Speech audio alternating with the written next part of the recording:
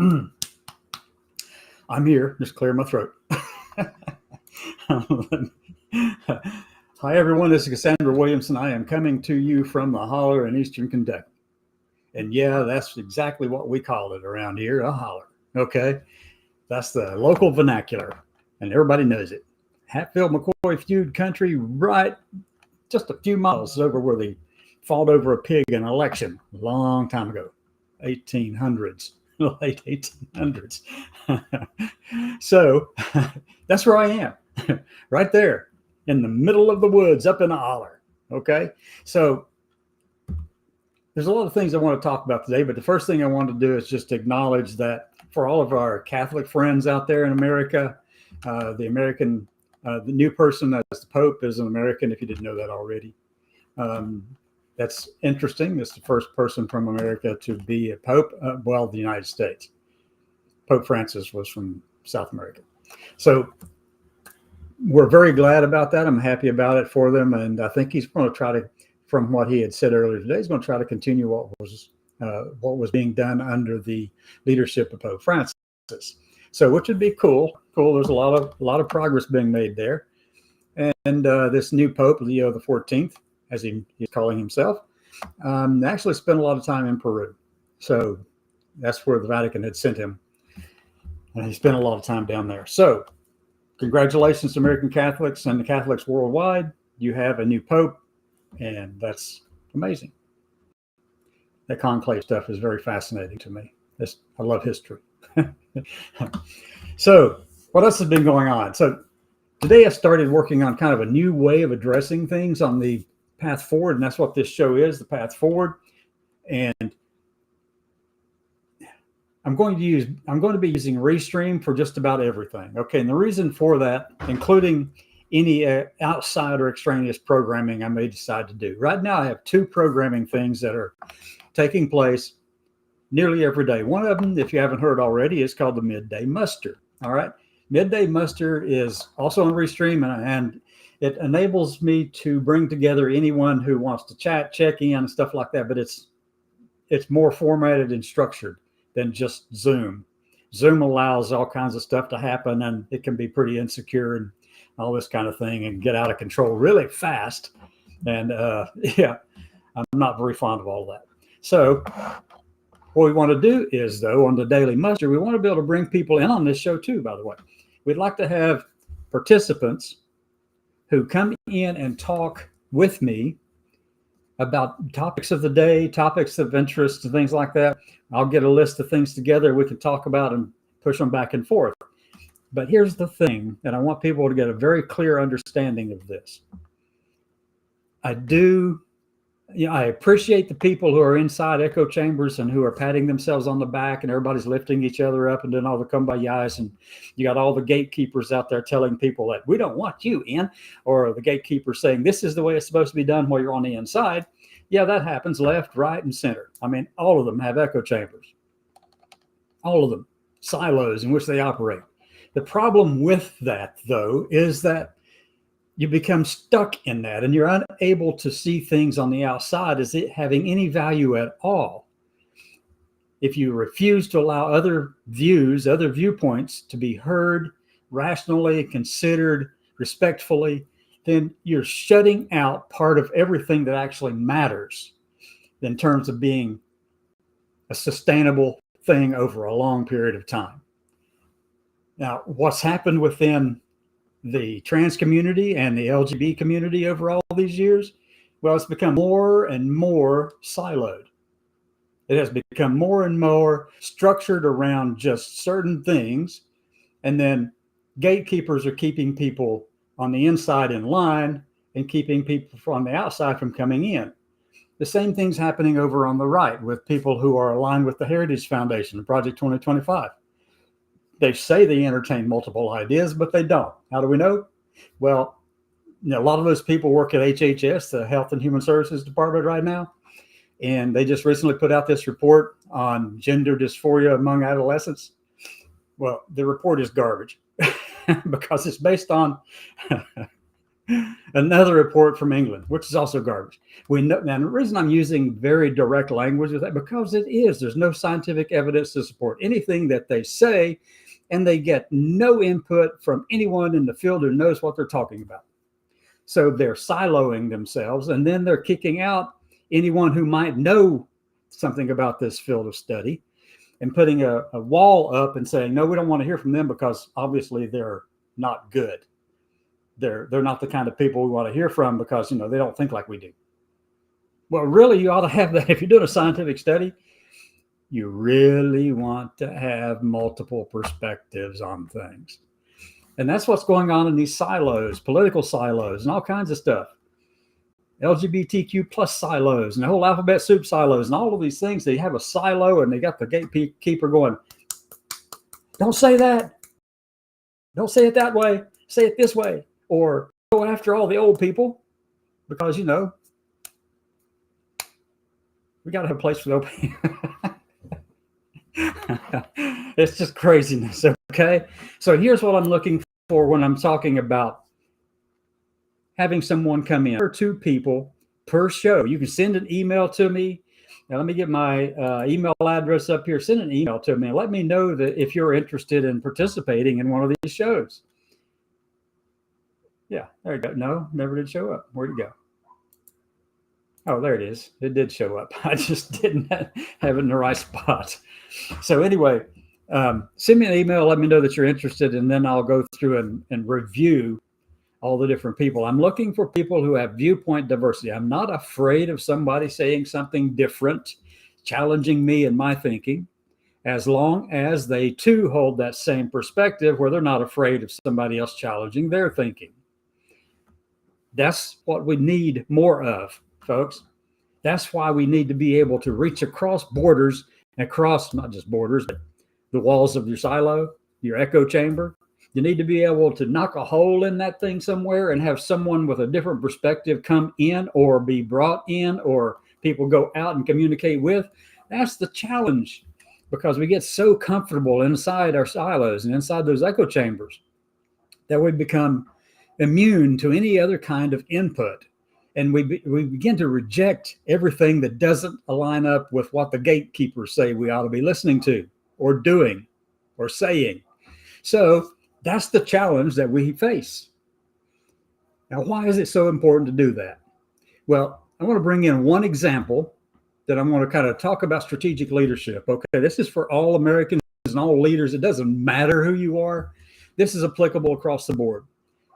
The best strategic leaders, strategic thinkers, are also well-read. Let me say that again. The best and most effective strategic leaders and thinkers are well-read. They spend the vast majority of their time reading things that they disagree with. Why? Because they know that some of their people may agree with that. They know that some of their people that they're going to encounter have experienced those things from that perspective. So leaders, good leaders, need to be able to listen and read and see and understand a multitude of perspectives, a multitude of viewpoints. You can't shut out other viewpoints and perspectives and say that we're going to create the strongest and best and most lethal. No, you're not going to. You're not going to at all. What you're going to do is create this body of people who are clones of yourself. And I don't want another clone of Pete Hegseth in the Army all over the place. Do you? Really? No, I don't either, because man obviously is not well read. And I don't know that for sure, but I'm pretty certain of it, because if he were, he wouldn't be doing the things and saying the things that he's doing. Let me show you what he's saying. Let me pull this up here really quickly. Here we go. You ready for this? This is a 17-second video clip. No more climate change obsession. No more emergency vaccine mandates. No more dudes in dresses. We're done with that shit.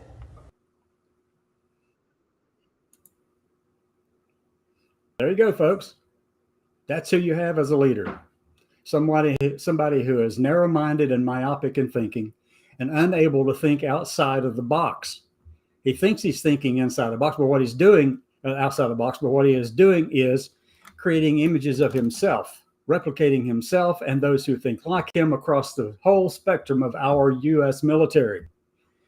The United States Naval Academy, where he removed 380 some books. Sure, we may not agree with all the content of those books, and many people will say that, hey, why do you even need to be reading something like that? Well, because it gives you a perspective on and other people that you may not encounter otherwise. That's why. It's important. The best leaders are well read.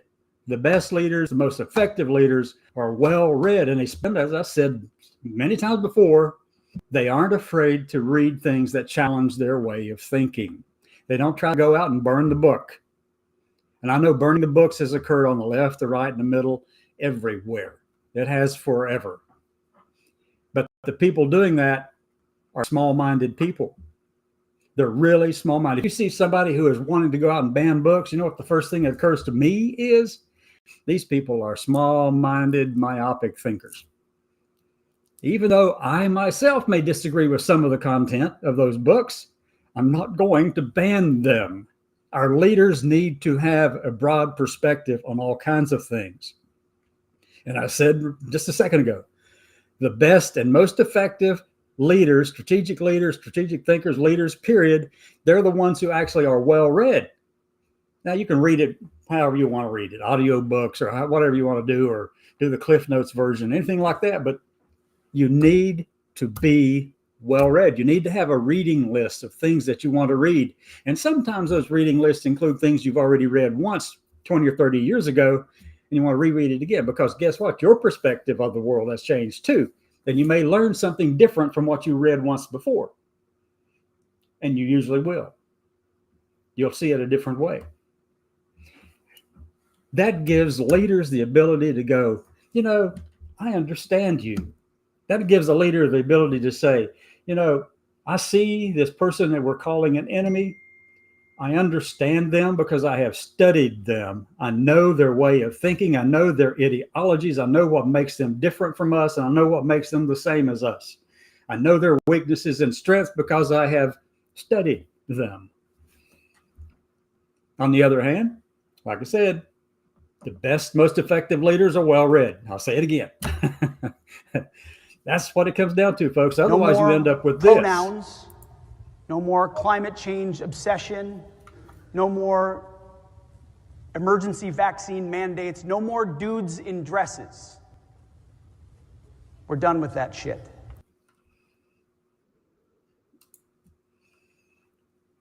That is small-minded thinking like never before. That's exactly what we have. So on my programs, I know people have commented. Yeah, I get you. So, hey, Junia, thank you for being here. Appreciate you. Well,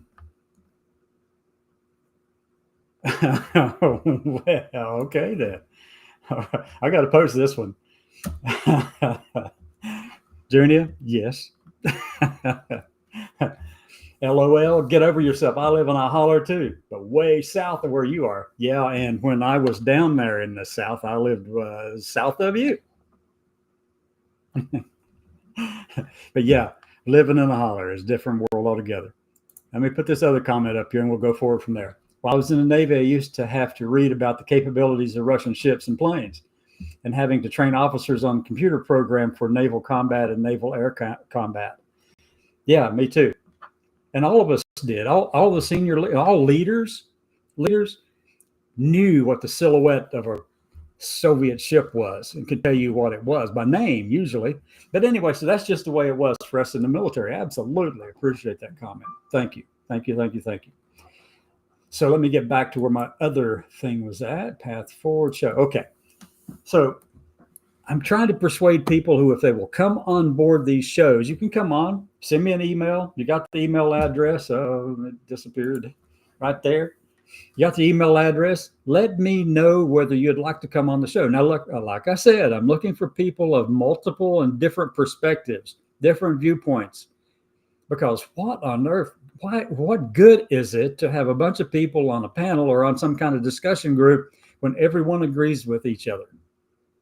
What are you learning? Nothing. It's just self-patting on the back. That's really all it is. It's patting each other on the back, going, hey, look, a good job, a good job. You're following the guidelines. You are doing it the way the gatekeepers want you to do it. Keep on going that way, folks. That's what we don't want.